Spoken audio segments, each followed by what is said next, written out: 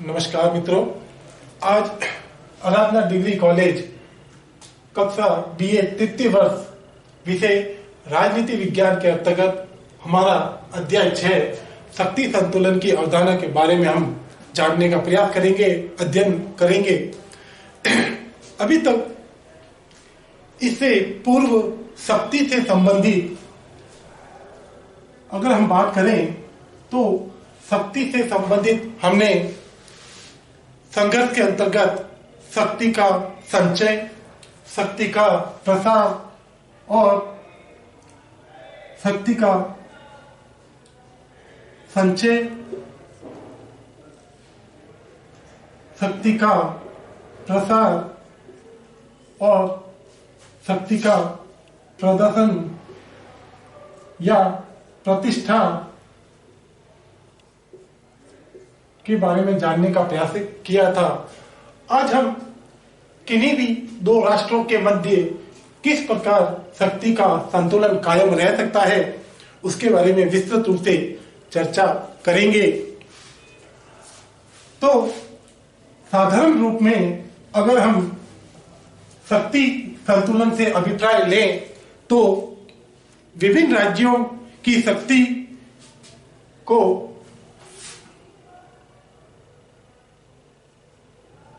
शक्ति संतुलन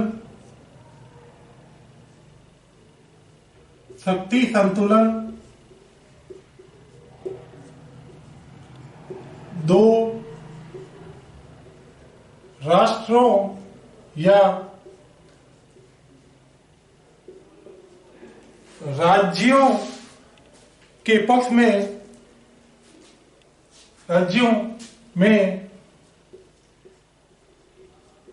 समान रूप से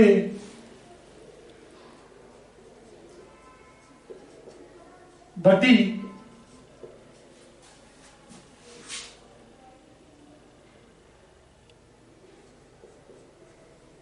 शक्ति या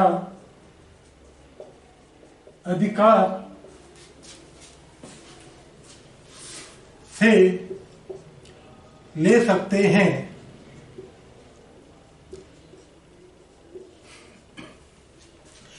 शक्ति संतुलन के अभिप्राय से देखें तो शक्ति संतुलन दो राष्ट्रों या राज्यों के में समान रूप से बटी शक्ति से ले सकते हैं, जिसके अंतर्गत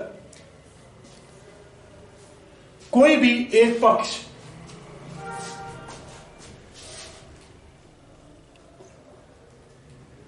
जिसमें कोई भी एक पक्ष दूसरे पक्ष या दूसरे राज्य पर हावी न हो, एक पक्ष दूसरे पक्ष अथवा राज्य पर हावी न हो या हमला या दबाव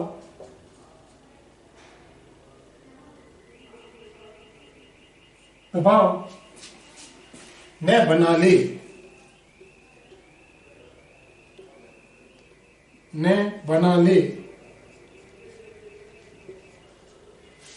अर्थात हम ये जान सकते हैं कि शक्ति संतुलन के अंतर्गत दो राष्ट्र या राज्य के अंतर्गत शक्ति समान रूप से बटी रहे और कोई भी एक पक्ष इतना ज्यादा हावी ना हो कि वह दूसरे पर हमला या दबाव बनाने का प्रयास कर सके।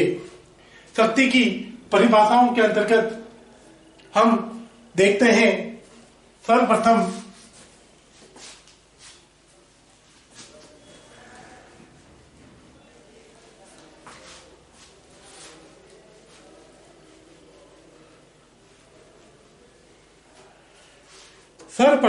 हमारे विद्वान सिलिचर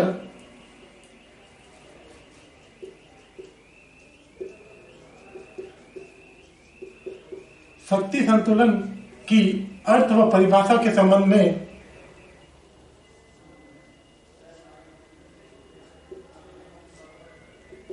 सिलिचर विद्वान कहते हैं कि शक्ति संतुलन व्यक्तियों तथा समुदायों की सापेक्ष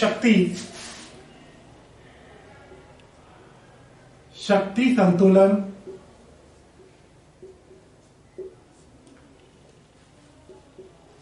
व्यक्तियों तथा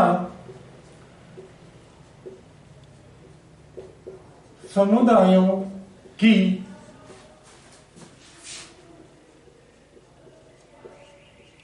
सापेक्ष शक्ति है या रूप में है, सापेक्ष शक्ति के रूप में है।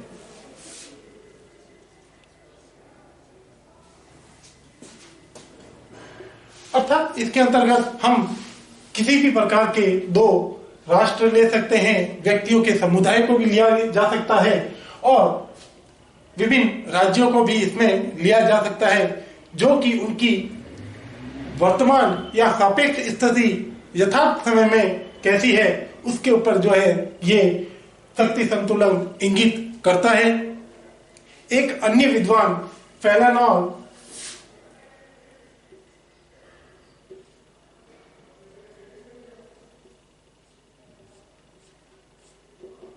फेनेलॉल कहते हैं कि शक्ति संतुलन एक अत्यंत स्पष्ट सिद्धांत है।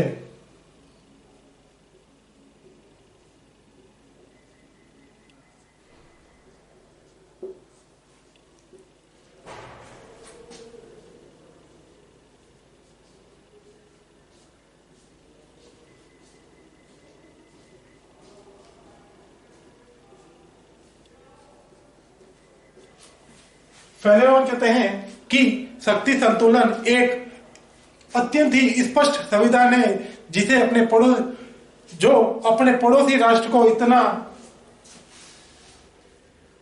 जो अपने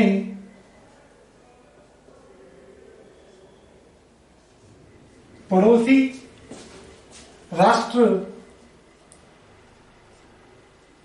को इतना शक्तिशाली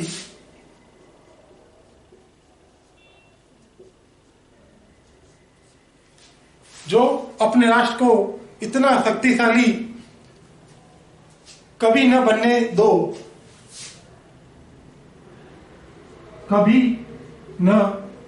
इतना शक्तिशाली कभी न बनने दो कि वह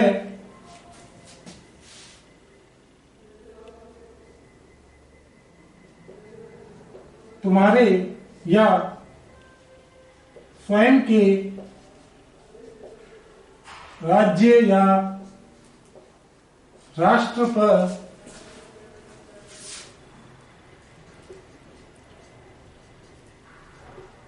नियंत्रण अथवा दबाव बना ले। तो हमारे फेनेलॉल कहते हैं कि शक्ति संतुलन एक अत्यंत ही स्पष्ट संविधान है जो कि अपने पड़ोसी राष्ट्र से इतना शक्तिशाली कभी न बनने दो, अपने पड़ोसी राष्ट्र को इतना शक्तिशाली कभी न बनने दो कि भविष्य में या वर्तमान में वह स्वयं के राज्य या राष्ट्र पर नियंत्रण अथवा दबाव बनाने का प्रयास कर ले। और इसी के साथ में एक अन्य विद्वान है निकोलस जॉन स्पीकमैन,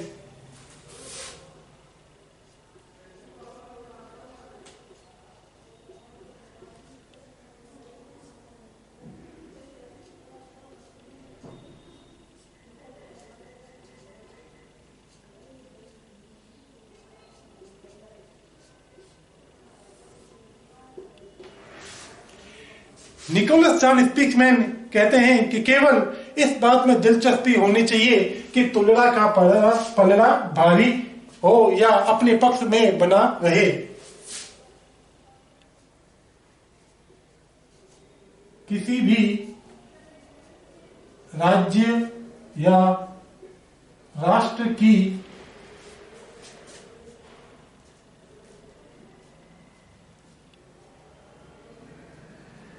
दिलचस्पी इस बात में होनी चाहिए कि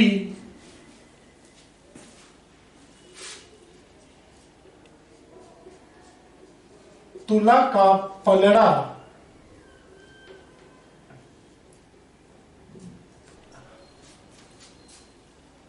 उसके पक्ष में झुका रहे। अर्थात निकोलस जॉन स्पीकमैन कहते हैं कि कोई भी राष्ट्र ले सकते हैं हमारे विश्व राजनीति के अंतर्गत, विश्व समुदाय में, कि प्रत्येक राष्ट्र किसी अन्य राष्ट्र के विरुद्ध या विपक्ष में या उसके साथ में संबंध स्थापित करने के अंतर्गत उसकी दिलचस्पी इस बात पर होनी चाहिए कि वह जब भी अन्य देश के साथ में कोई समझौता या कोई संधियां करे तो उसके पक्ष में ज्यादा से ज्यादा उसका हित ही इसमें नजर आना चाहिए। नोट डाउन करें।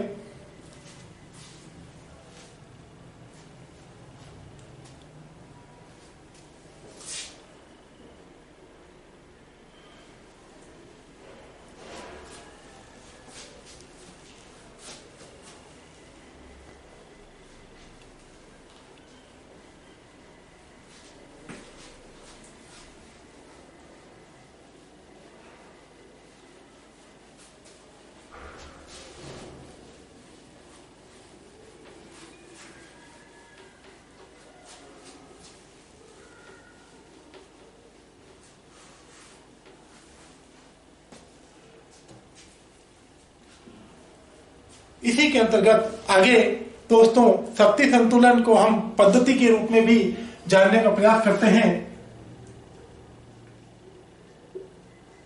शक्ति संतुलन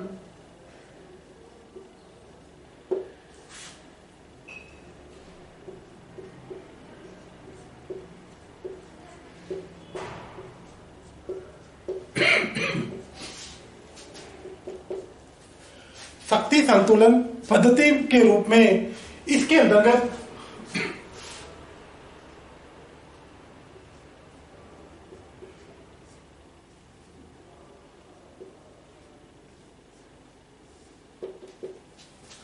अर्नेस्ट हॉस ने शक्ति संतुलन से संबंधित अभिप्रायों को निम्न रूप में प्रकट किया है, जिसके अंतर्गत पहला आता है कि शक्ति से अभिप्राय है शक्ति की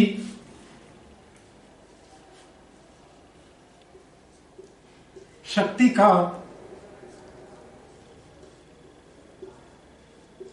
वितरण।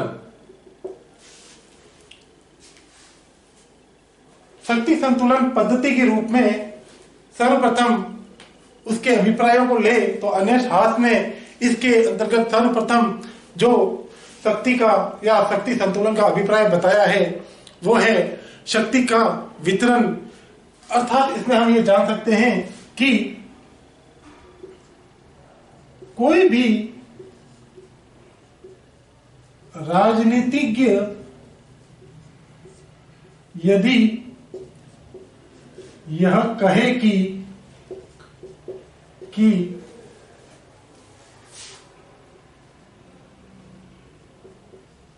शक्ति संतुलन परिवर्तित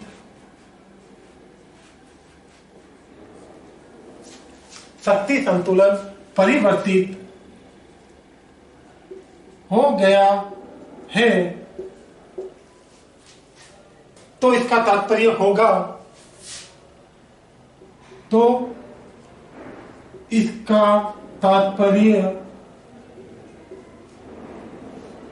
उस राजनीतिज्ञ का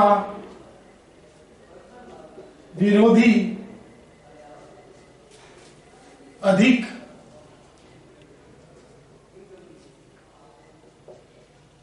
शक्तिशाली हो गया है।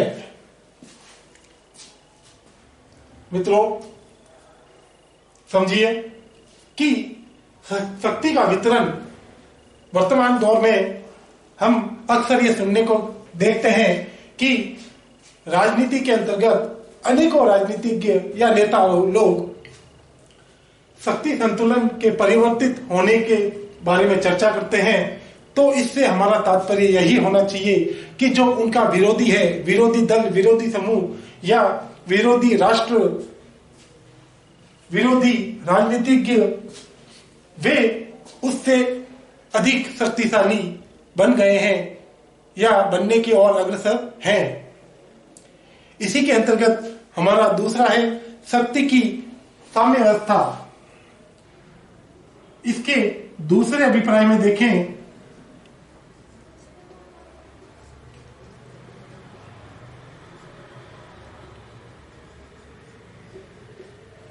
शक्ति की साम्य व्यवस्था के अंतर्गत कि शक्ति संतुलन से अभिप्राय दो प्रतियोगी राष्ट्र,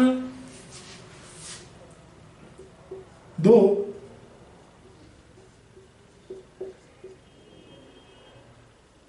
प्रतियोगी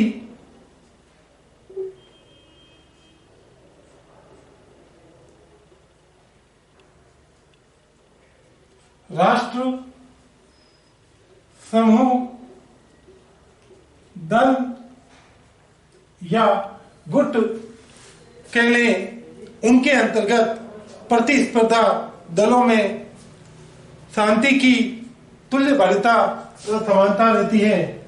इनके मध्य शांति की तुल्यबद्धता अर्थात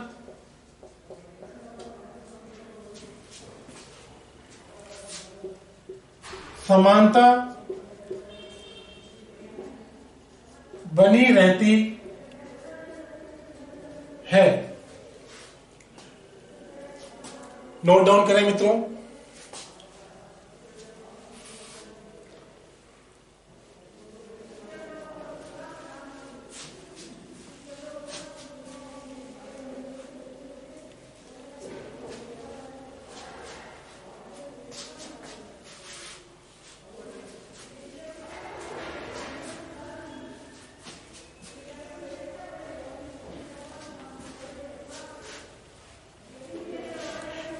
इसी के अंतर्गत मित्रों, इसके अभिप्राय में, शक्ति संतुलन के अभिप्राय में हमारा तीसरा बिंदु आता है शक्ति की प्रबलता या शक्ति की अति अधिकता। शक्ति की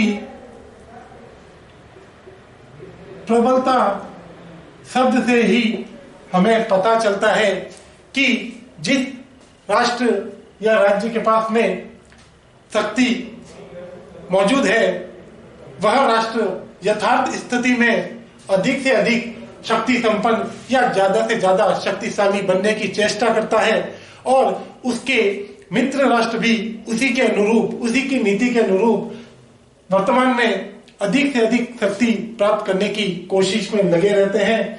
तो इसमें हम लिख सकते हैं कि किसी भी राष्ट्र में मौजूद शक्ति की अधिकता में और अधिक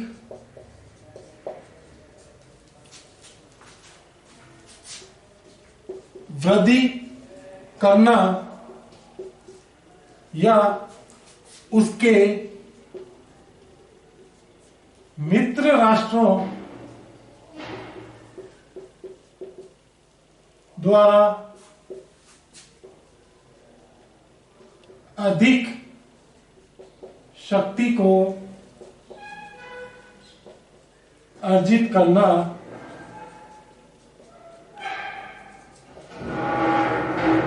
शक्ति की प्रबलता है।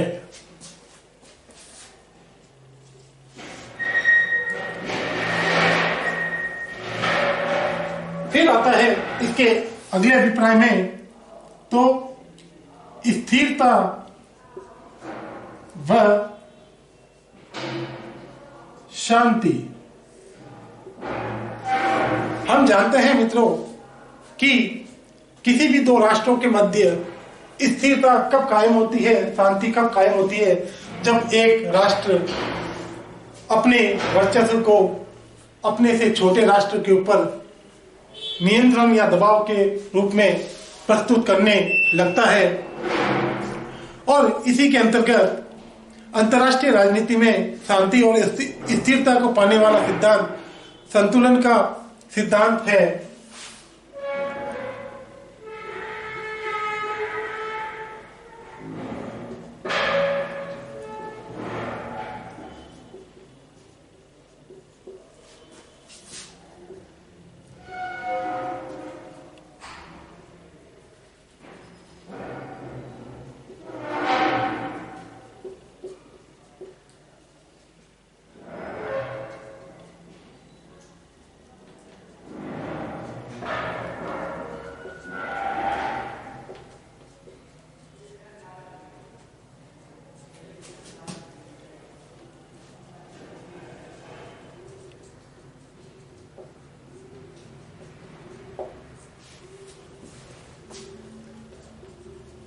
अंतर्राष्ट्रीय राजनीति में देखें तो अंतर्राष्ट्रीय राजनीति में विश्व राष्ट्र के अंतर्गत विश्व समुदाय में स्थिरता और शांति लाने के लिए शक्ति संतुलन सिद्धांत महत्वपूर्ण भूमिका निभाता है। या इसी के माध्यम से, इस सिद्धांत के माध्यम से ही विश्व स्तर पर शांति कायम की जा सकती है। और फिर आता है इसका अगले चरण में अस्थिरता व युद्ध की स्थिति। मित्रों, हम जानते हैं कि अगर कोई भी राष्ट्र शक्ति संपन्न है, अधिक शक्ति वाला है, शक्तिशाली राष्ट्र है, तो उसकी इच्छा, महत्वाकांक्षा सदैव यह होगी कि वो सदैव अपनी शक्ति में इजाफा करता रहे, अपनी शक्ति को बढ़ाने का कार्य करता रहे। और उसी स्थिति में हम देखते हैं कि अंतर्राष्ट्रीय स्तर पर अस्थिरता की स्थिति पैदा होती है और युद्ध की स्थिति बनती है।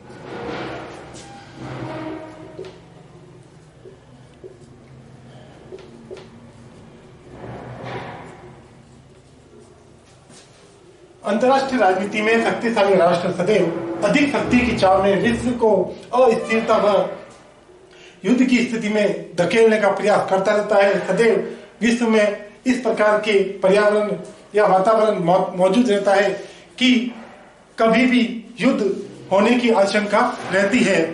और शक्ति की राजनीति, इसके अंतर्गत नोट डाउन करें,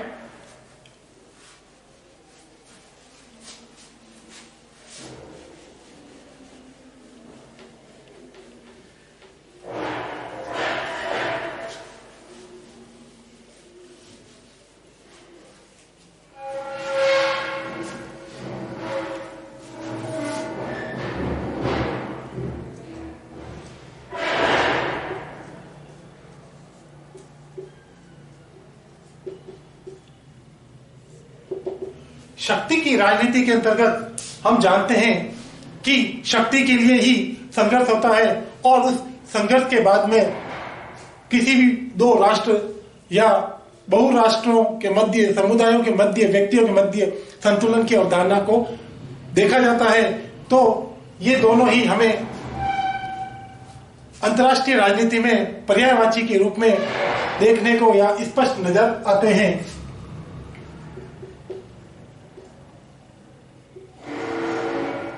शक्ति संघर्ष व शक्ति संतुलन अंतर्राष्ट्रीय राजनीति में दो राष्ट्रों या बहु राष्ट्रों, समुदायों में पर्यायवाची के रूप में प्रयुक्त किए जाते हैं।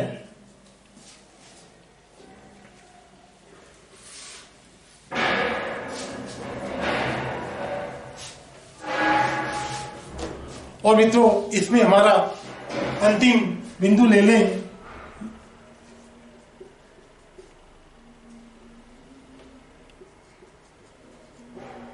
सार्वभौमिक सिद्धांत।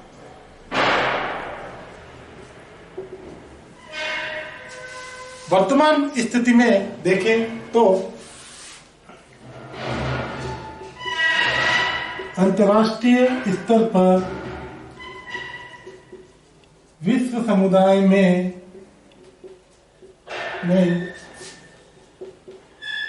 शक्ति संतुलन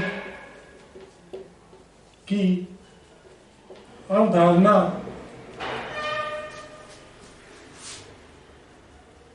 सार्वभौमिक